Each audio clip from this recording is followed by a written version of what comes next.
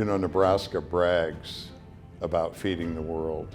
First thing that comes to mind about Nebraska farmers and ranchers is we're an incredible people that care about our neighbors and our communities, and we're incredible stewards. We care about our land.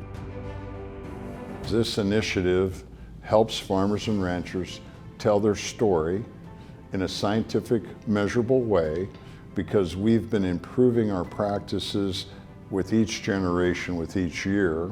This project allows us to bring science in and measuring so that we can get rewarded. Our corn is different because we raise so much more per acre because of the oligoil aquifer and the incredible innovativeness and farming practices in all of our different agroecological zones in Nebraska. We lead the way, and this initiative is going to help us record it and be paid for it.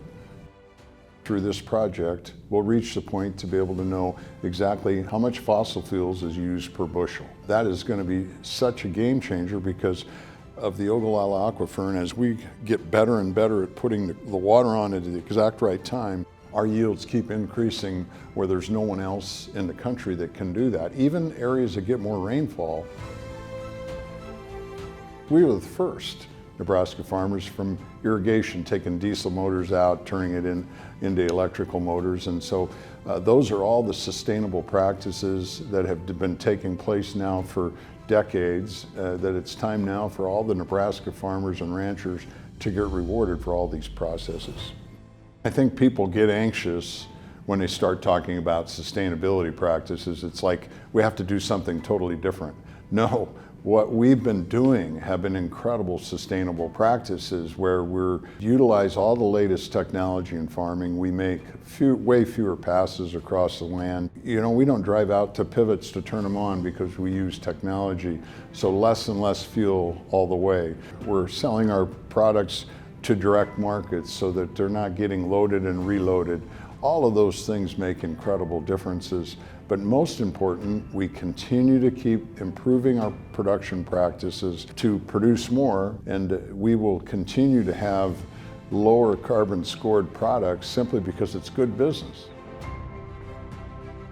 Whatever you are raising in one shape or form, it will create value for livestock. So as we grow the cattle industry, as we grow dairy, as we grow pork and poultry, we have 5 agroecological zones, and out in the panhandle, because of the water and because of the altitude and so forth, sugar beets and dry edible beans, all of those are critical parts. Almost everything that's raised in Nebraska can be utilized and consumed within our borders. Utilizing our ingredients, our raw commodities, creating as much value, owning it as much as we can here, so we keep, as I like to say, we keep all the topsoil at home.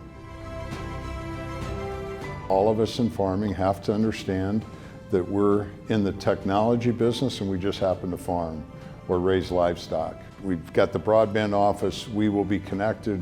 We have to have the connectivity so that we can have sensors and we can record and prove exactly what we do so we can get rewarded for it.